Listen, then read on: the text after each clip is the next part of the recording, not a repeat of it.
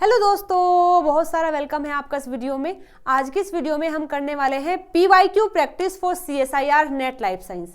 चलिए वीडियो को शुरू करते हैं, जानते हैं आज की इस वीडियो में हम कौन से यूनिट को करने वाले हैं। तो देखिएगा, हमने ये सीरीज शुरू किया हुआ है इस चैनल पर जहां हम कर रहे हैं CSIR नेट लाइफ साइंस के PYQs को, और आज की इस वीडियो में हम करने वाले हैं यूनिट 6 यानी कि प्लांट फिजियोलॉजी के क्वेश्चंस को हम डिस्कस करने वाले हैं।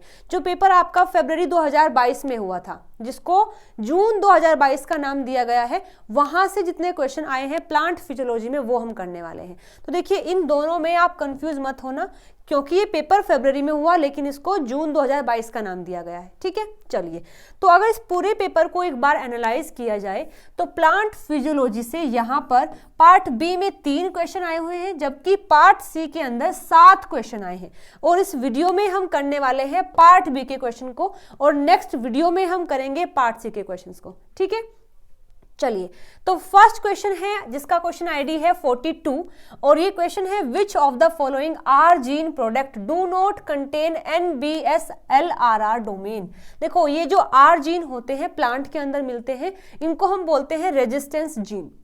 ये जो रेजिस्टेंस जीन है, जो भी प्रोडक्ट बनाते हैं, ये जीन जो है जो भी प्रोटीन बनाते हैं, उन सभी के पास NBS-LRR डोमेन होता है। ठीक है, लेकिन यहां पूछा है कि ऐसा कौन सा प्रोडक्ट है जो कि आर जीन से ही बनता है लेकिन उसके पास ये डोमेन नहीं होता। ठीक है, तो देखो, इसके लिए आपको ये पता होना चाहिए ये क्या है। आर जीन रेजिस्टेंस जीन है, ये जो भी बनाता है उस प्रोटीन के पास NBS-LRR होता है। ये क्या है?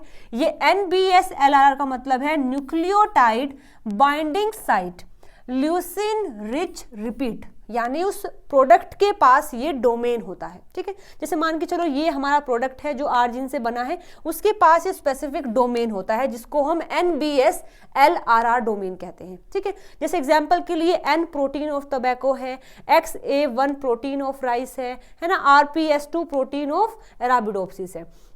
ये तीनों ऐसे प्रोटीन हैं जो आर जीन से बनते हैं और उनके पास ये NBS-LRR डोमेन होता है।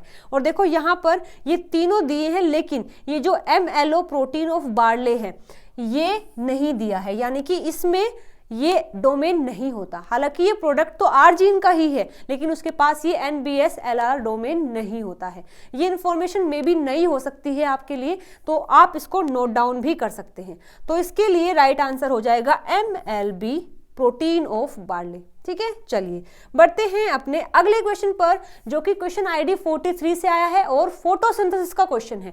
पूछा है photochemically generated ATP is consume in which one of the following steps in kelvin बेंथल साइकिल, यानी कि जो C3 साइकिल होती है उसमें कहां पर ATP का इस्तेमाल किया जाता है। हम सब जानते हैं कि C3 साइकिल में 3 फेज होती है। एक होता है कार्बन फिक्सेशन, जिसको हम कार्बोक्सिलेशन फेज भी बोलते हैं। सेकंड होता है रिडक्शन फेज, और थर्ड होता है रीजनरेशन फेज। तो आप देख सकते हैं कि इस पूरी साइकिल के अंदर जो रिडक्शन फेज होता है वहां पर ATP का इस्तेमाल किया जाता है, और जब रीजनरेशन होता है वहां पर ATP का इस्तेमाल किया जाता है। कार्बोक्सिलेशन में ATP का इस्तेमाल नहीं होता। तो हमारा इसके लिए सही आंसर हो जाएगा रिडक्शन एंड रीजनरेशन। देखिए कहां पर दिया हुआ है, 4th ऑप्शन में दिया है। रिडक्शन एंड रीजनरेशन ऐसा फेज है इस साइकिल का जहां पर ATP का इस्तेमाल किया जाता है। So the right answer will B 4th। ठीक है, चलिए बढ़ते हैं अपने लास्ट और थर्ड क्वेश्चन पर। Dirigent proteins predominantly play an important role in the biosynthesis of. बिल्कुल डायरेक्ट क्वेश्चन आया हुआ है कि जो डिरिजेंट प्रोटीन है ये इन चारों में से किसकी सिंथेसिस में हेल्प करता है।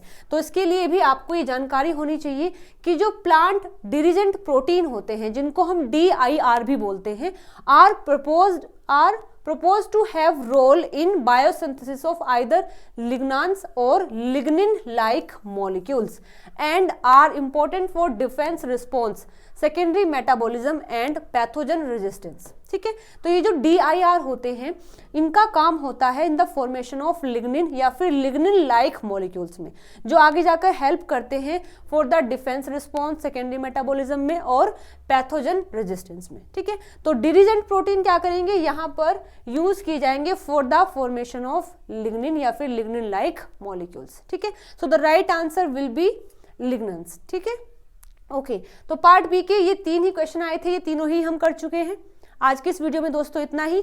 अगली वीडियो में हम करेंगे पार्ट सी के क्वेश्चंस को, तो वो वीडियो भी आपको जरूर देखनी है और ये वीडियो भी आपको जरूर करनी है। ठीक है, मिलते हैं नई वीडियो में नए टॉपिक के साथ में। Till then bye bye, take care, thank you.